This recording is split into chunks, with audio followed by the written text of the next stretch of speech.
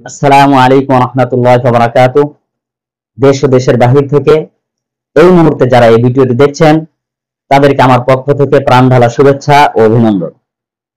আজকে আপনাদের সাথে যে প্রশ্নটি শেয়ার করব সেটা হলো, সেজদায় পায়ের আঙ্গুল মাটিতে না রাখলে নামাজ হবে কি? এর উত্তর হলো, যদি পূর্ণ সেজদা জুড়ে উভয় পায়ের আঙ্গুল মাটিতে না রাখে তাহলে নামাজ হবে না।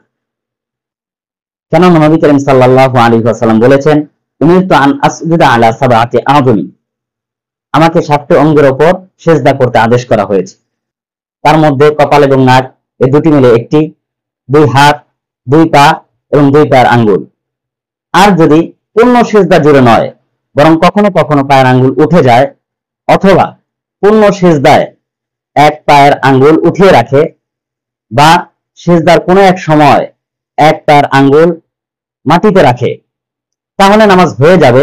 তবে যেহেতু 7টি অঙ্গের দ্বারা সেজদা করা ওয়াজিব, তাই পূর্ণ সেজদা জুড়ে যেন পায়ের আঙ্গুল না উঠে এদিকে লক্ষ্য রাখা উচিত।